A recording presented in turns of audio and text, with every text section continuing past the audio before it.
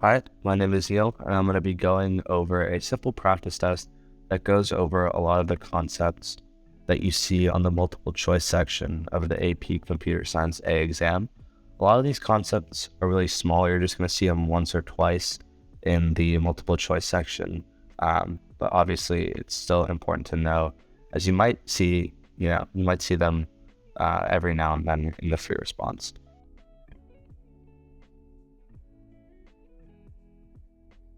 So this first question, we have a method called mystery, which you'll see a lot on the AP. And it's a recursive method, which means that it's going to be calling itself. So we're pretty much calling mystery 104 and 16. So we see that mystery takes two parameters, int A and int B. And it's basically saying if A mod B equals 0, so if when you divide A by B, there's no remainder. Otherwise, you're going to keep calling this until you reach the base case. So obviously we see that 104 divided by 16 does not have a remainder of 0. We have this note over here that 6 times 16 is 96. So 104 divided by 16 does not come out clean. So what you're going to want to do, and this is kind of how I do this process, the first time you're going to return this, right? So you're going to kind of ignore this first time, right? Since we saw that there is a remainder when you divide 104 by 16. So basically what we're going to do is we're calling return, actually we're not really returning, but we're calling mystery 16 and then A mod B. So that's going to be 104 mod 16. So luckily we have this note. So A mod B 104 mod 16 is just going to be 8, since 96 plus 8 is 104. So it's going to be 16, 8. And then now the second time we call it A mod B, so 16 mod 8 does equal 0. So we're going to return B, which is 8. So the answer is C.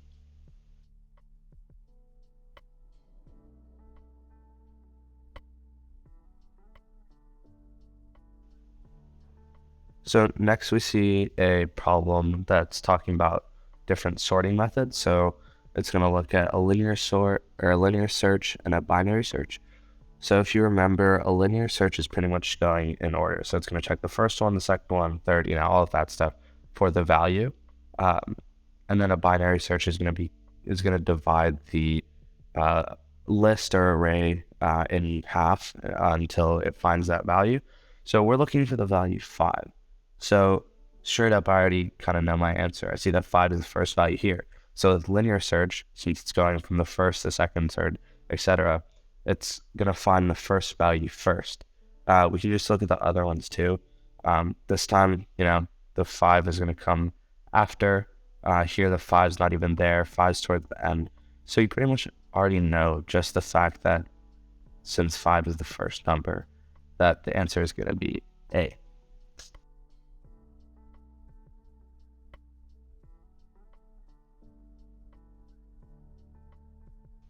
So here we see a question that has a bunch of names in an array list, and we're pretty much adding and removing and setting different values for this array list. So first, I'm just going to kind of go through this. I kind of like to see this step by step. So in this first line, we're creating the array list. Right? There's nothing in there. Then we're going to add Pat.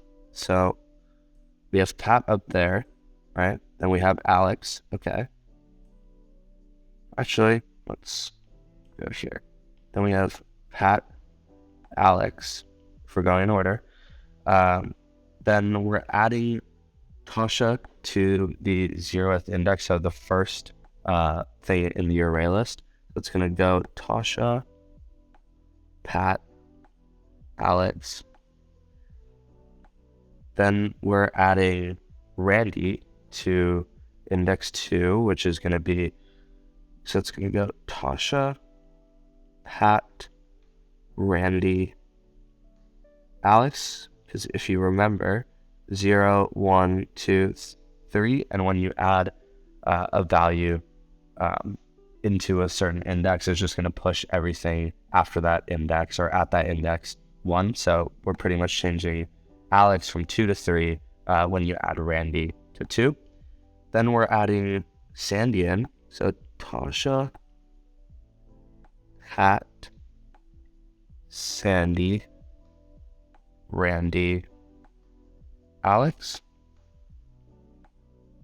And then now we're setting Mandy to the second index. So with that, we're pretty much getting rid of Sandy by Sandy. And then instead, we're replacing that with Mandy. So this is going to keep the order of everything else the same. And when you're setting a value to an index, the common, the way to actually do that is you have the index over here, and then you have what you want to put in that index right after. So here now we have Tasha, Pat, Mandy, Randy, and Alex. But now we're removing the value in the 0th index. So we're removing Tasha. So now everything is going to be bumped back 1, I guess you could say. Everything's going to move up 1 index. So we're going to end up having Pat, Mandy, Randy, and Alex. And then now we're doing the same thing, but we're removing Randy by Randy. So we're going to go Pat, Mandy, and Alex. And we see that that's choice C. So choice C is the correct answer.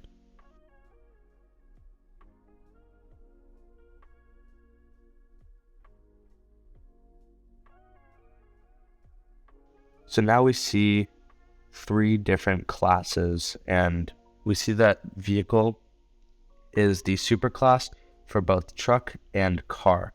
So essentially, a truck is a vehicle and a car is a vehicle. So we're assuming that each class has a 0 parameter constructor. Which of the following is not a valid declaration? So truck T equals new truck. We're just going to go through the answers. A, that works. B, truck T equals new car. So you might think that, since they're both vehicles, you can do this, but you can't do this just because car doesn't extend truck and vice versa. So you can't declare truck as a car. You would have to declare it as a vehicle. So we're just going to keep that to the side. Then we can look at the other one, vehicle V equals new vehicle. You can do that. Vehicle V equals new truck. You can do that because truck extends vehicle. So vehicle is the truck superclass. And then same thing for E. So we saw that B didn't really work, but then through process of elimination, we can also see that B does not work. So B is not a valid declaration, and that's the answer.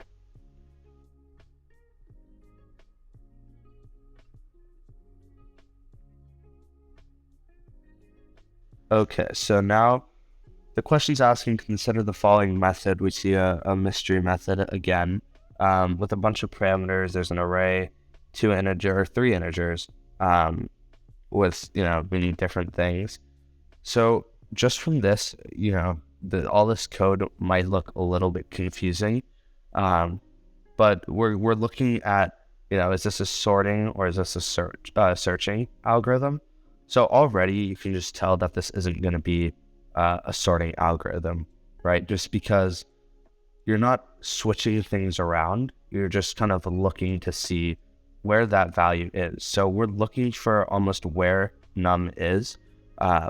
So, I can quickly cross off these 3. And then you can already see position 3.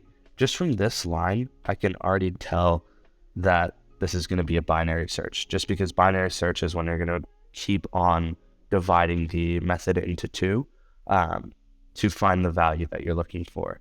So linear search would most likely just be a for loop that's going through an array of values and searching for the value. So we can choose B as our answer.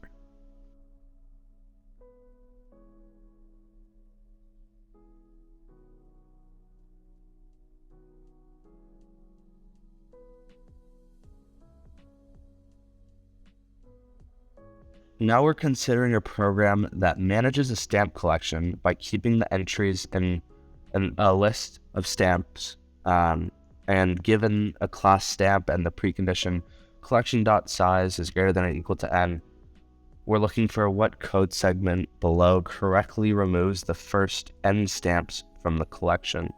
So basically we're just going to see, which one is going to remove stamps from the stamp collection. So this first one we can see, this is already wrong just because remove, you'd have to, have something in the remove right there. So we can already cross out 1. 2, so essentially what we're doing, we're going through this for loop and then we're removing the first one every time. So like I showed above with the array list of names, when you have an array list, let's say column A, B, and C, and you're looping through that array list, and every time you're looping through, you're removing the value in the 0th index. So essentially the first time, I'm removing A, then the next iteration is going to be, it's going to look like this. So B is going to move to the 0th index. So every time this is going to go through, and then eventually you're going to just have this, and then C is going to get removed. So this is going to correctly remove everything. So 2 is one of our answers. So then you can obviously cross out A and C and E, just because those don't include number 2. So now looking at number 3, we see, this does look like it could work. You're giving the position while the position is less than n. You're removing the position and then you're increasing it. But as you increase, you're going to be skipping a position, because like we said before, removing position, you would like when position is 0, you're shifting everything down 1. So this is going to be skipping values. So 3 is not going to work, and therefore B is our answer.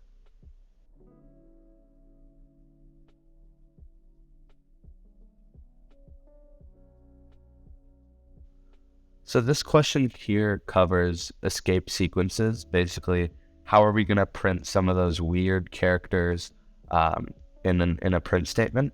So we're pretty much asked, what output is being produced by this mumbo jumbo over here. This looks kind of, weird with all the asterisks and backslashes and quotation marks, but it's simpler than it looks. Just if you know those, escape sequences, that this is going to print a quotation mark, this is a backslash, and then this is a new line. Just by knowing these 3 things, you'll be able to answer this question. So first, I guess we don't even need to go through the responses. We can actually just do this ourselves. So we see that the double backslash is backslash is just 1 slash. So this is going to print out here, right? And then we're going to go the asterisk, this is not, and then this is going to push everything after the I guess new line statement. Everything after that's going to go to a new line. So that's going to go, this is not a comment. And then we're going to have this asterisk again, and the double backslash is just going to be here. So that's, we see that, all of these answers don't work except for E. So E is our answer.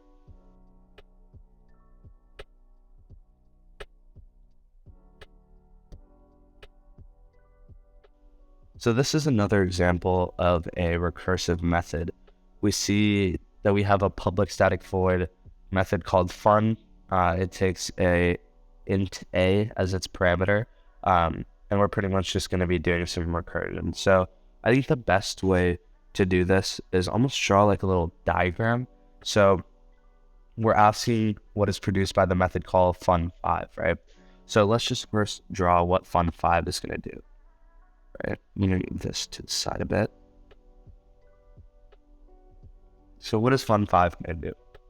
if a is less than 20, it's going to print out a times 2 and then call fun a times 2. So 5 is less than 20. So first it's going to print a times 2, which is 10. So we're going to print 10, and then we're going to call fun 10. Then the same thing, 10 is less than 20. We're going to print a times 2. So we're going to print 20 and then call fun 20. And then now 20 is not less than 20. So we got to go to the else if, which is asking a is less than 50. You're going to call fun a plus 15 and then print out a. So we're going to go here, fun of 35, and then print 20.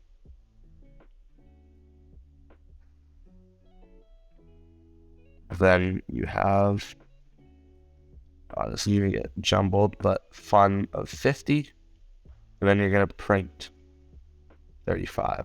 And so we see that 50 is not less than 50 over here. So we know that this is pretty much just not going to do anything. We're done with that. So the thing you want to notice here is that a lot of people might be tempted to say that, print 10, print 20, print 20, print 35.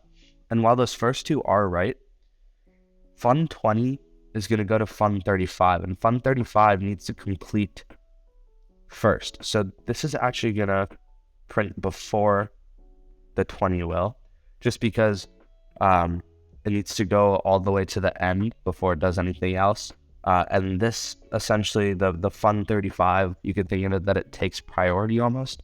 So the print 20 is going to happen after the print 35, because fun 35 needs to fully execute before print 20 is even looked at almost by the computer, you could say. So we see that it's going to print 10, 20, 35, and 20. So our answer is D.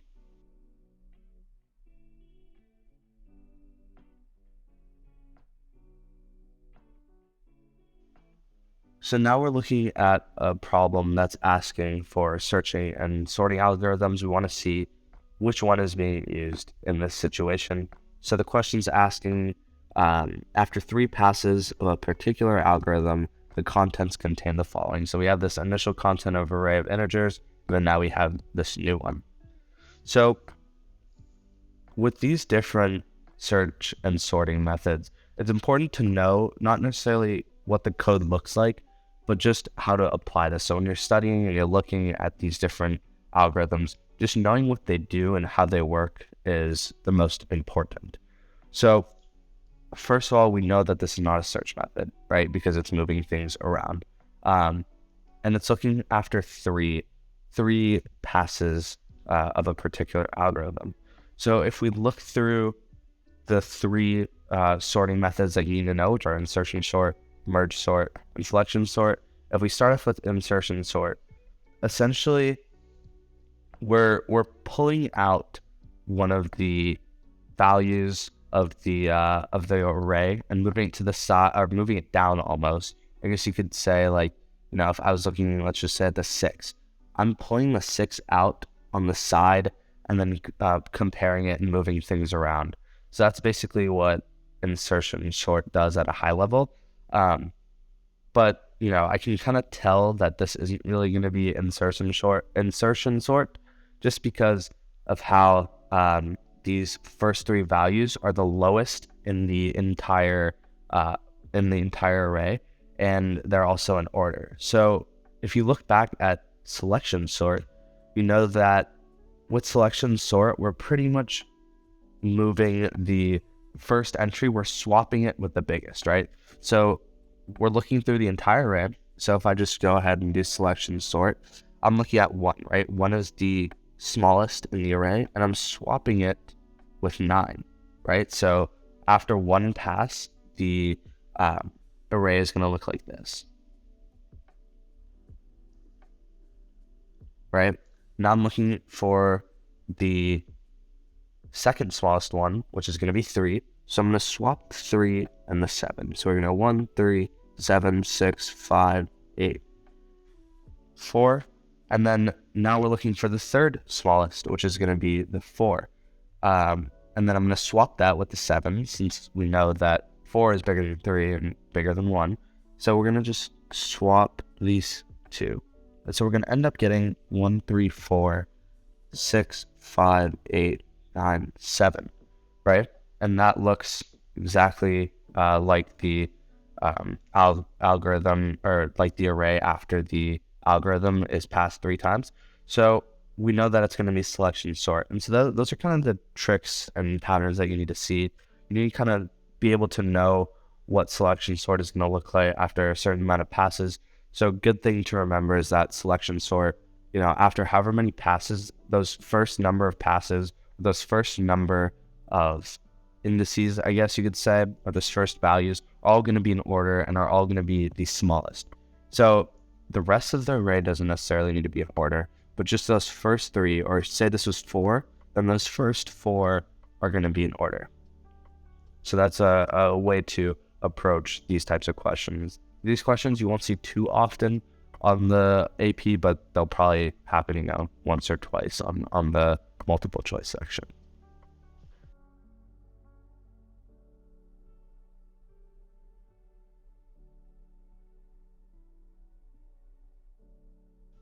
So next we see a class called student ID, and we're asked what output will be produced if the following code segment is executed, assuming that no other instances of student ID are constructed before the code segment is executed.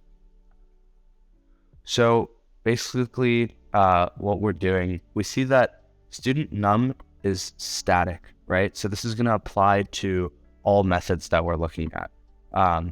That's pretty much the only, like, if you think of static, you could think of Borg from Star Trek, where if you do, it pretty much changes the value of that variable across all instances. So with this, all these different student IDs, student num is going to be changing, for all of them, where it's going to be the same for all of them. So first we can just, look at it the first time. And it's important that no other instances of student ID are constructed, just because then it mucks up the order. So if we look at first, if we are creating a new student ID called A, we're going to be increasing the student num by 1, right? So student num plus plus is the same thing as saying student num is equal to student num plus 1. So student num is basically going to be 1 after that first, because we're looking for, student num is going to be 1 after you call, or after you create this new student ID, and then we're printing out student num. So after the first one, it's going to be 1. And so you can turn 1 here, right? We're looking at B now. So student num plus plus is going to be 2, right? And then, you can see the pattern. The next one's going to be 3. So after all of these methods are constructed and executed, whatever, we're going to get 1, 2, and 3. Our answer is D. So it's important to know static basically just changes or, applies to all instances of that variable. So a lot of times, you'll see static in this type of situation. You'll be asked, different methods are different instances of a class are being constructed, stuff like that. And that's how you can use static to your benefit.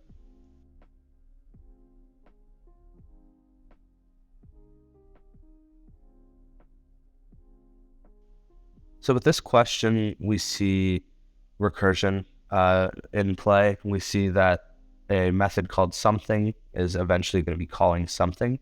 So again, we kind of want to do a diagram, kind of draw out a diagram that'll help us see what's gonna happen, I guess, just so you can see, when's the base case gonna happen, and then you'll be able to tell what's being printed. So I suggest that whenever you see like some type of recursion multiple choice, the best practice is probably to just draw it out, just so you can visually see all of that stuff. So here we have public static int something takes a integer as a parameter. And then if that parameter num is greater than 1, we're going to call something again divided by 2. And then you're going to print out num mod 2.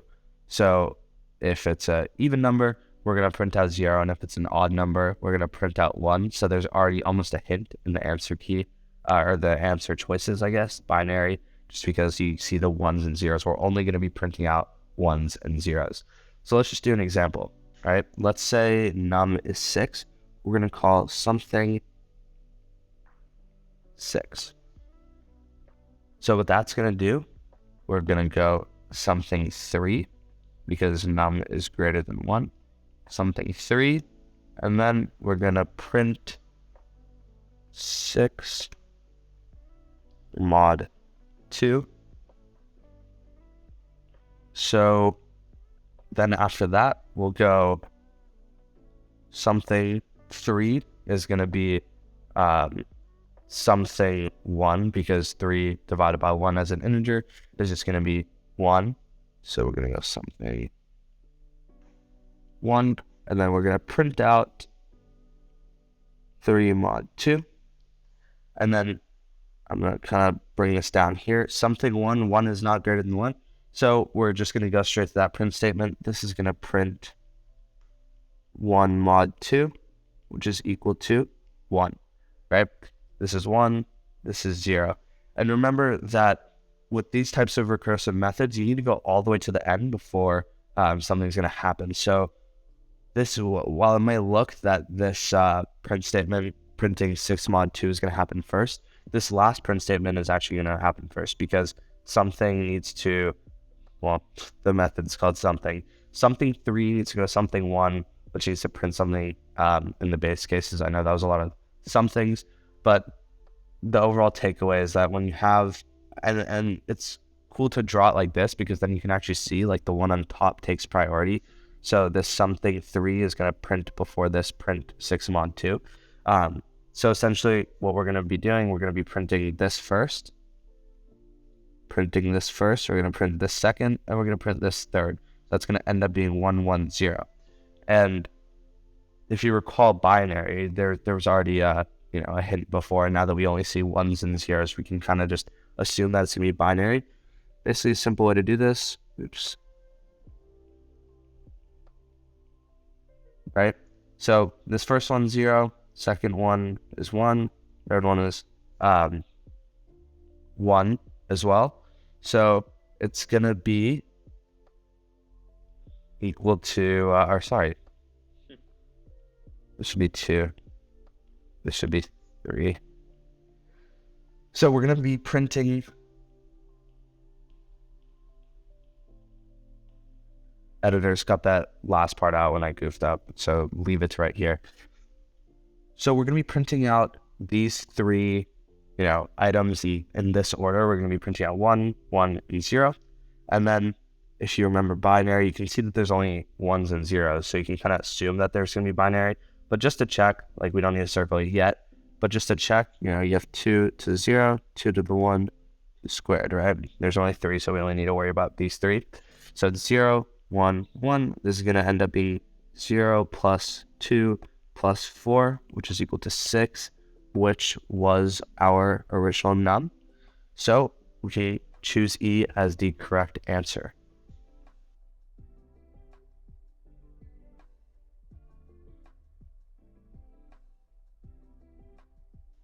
So this question is asking us about the toString method from this class. So if you remember, Java already has a toString method for all classes by default, but you can also override them.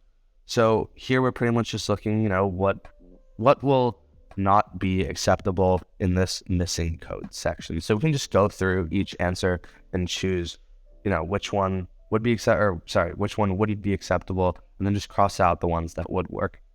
So this first one, you can already tell that this does work because it's calling the private instance variables up there.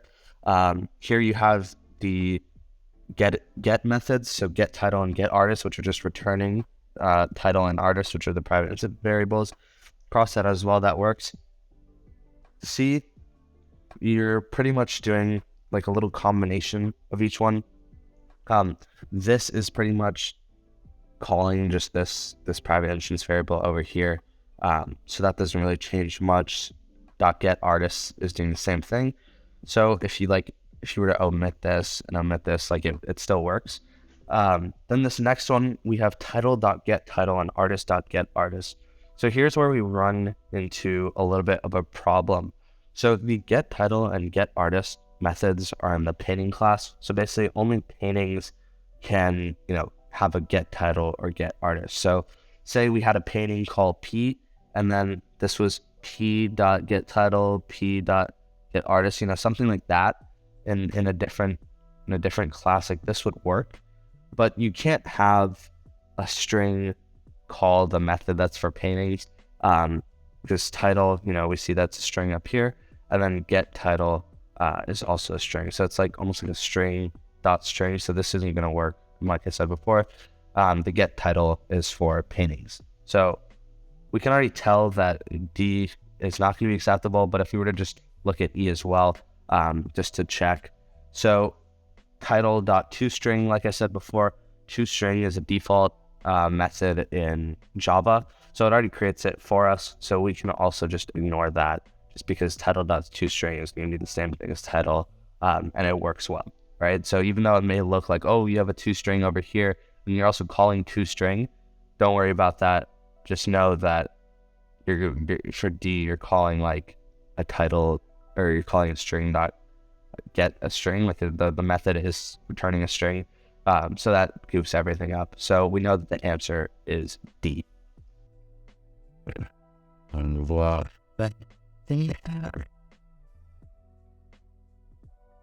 So this next question, we see a De Morgan's Law question. So De Morgan's Law is pretty much stating that you're almost reversing, or you're almost like doing the opposite. It's like Boolean algebra. So you're switching all of the ands to ors, and vice versa. You're making each term the logical opposite, and then you would bang the logical opposite the entire expression. So I guess an easy way to do this is just going step by step.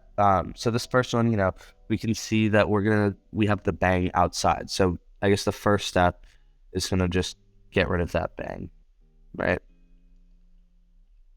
So this is not gonna work. This is not the same. We need to switch around the entire expression. So after that, we wanna go P. And I'm just going step by step here. Like these aren't the same value as this up here. So this is not equal, but just if you keep on going down, it'll make more sense. So we're pretty much saying P or Q and R, which is pretty much saying as P and, right? We're switching this. And then we go bang Q. So I kind of just combined a bunch of steps there, but it almost is easier that way after you have those initial ones that are a little bit confusing. It's easier to you can just do it in one line, right? So I basically changed the or to an and. I basically changed the Q and R to, a bang Q, the ends to an or, and bang R. And we already see that this is equal to one of the answers, D. So we have D as our answer. And so De Morgan's Law, it's pretty much changing everything. So if you see an operation, you want to just switch it to the logical opposite of it. So an easy way to do this is just kind of going through this. You can do this in more steps, but doing it in one works fine. So our answer is D.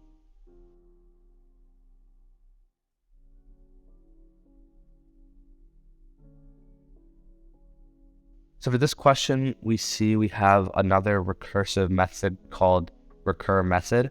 It takes a string parameter, and we're trying to see which of the method calls will return true. So we're returning true when, everything is in order almost, right? So we're pretty much calling the recursive method over and over again until we have that the first index of the string that we input is, you could say greater than, but technically when you're comparing two strings, it's just going to be whichever letter is later in the alphabet is going to be positive. So when you're looking at greater than 0 and you're looking for, the first index versus the second, or the first letter versus the second letter, essentially what this is asking is the first letter later in the alphabet than the second letter? And if this was a less than, then we would say, is the first letter before the second letter in the alphabet? And then if they were equal, then you just say, are they the same letter, right? So essentially with this, we're looking for which one comes later in the alphabet. And it's going to be, the recursive method is just going to keep on going until we have nothing left in the string and everything is already, sorted out, and everything is not sorted out necessarily, but everything is removed, right? So as you keep on calling recursive method, it's almost removing things just because you're going from the 0th index to the first, right? So you can look at this first one. We're going to go A, B, C, B, A. So string dot or str dot substring A. So this is, we can pretty much just write this as A, compared to the second letter, which is B. So does A come after B in the alphabet? No, right? So if this is a less than, this would work, but it doesn't. So we're going to get rid of A. Same thing for B, right? A does not come after B in the alphabet. Same thing for C. B does not come after C in the alphabet. And then we see that E does come after D in the alphabet. D does come after C in the alphabet. B does come after A in the alphabet. So we'll keep this one. This one looks pretty good. And then we'll do the same for E. So it does look like it's pretty, it's starting off strong. E does come after D. D does come after C. But then we run into this issue right here where C does not come after D in the alphabet. We're just going to get rid of that. And it's going to be D.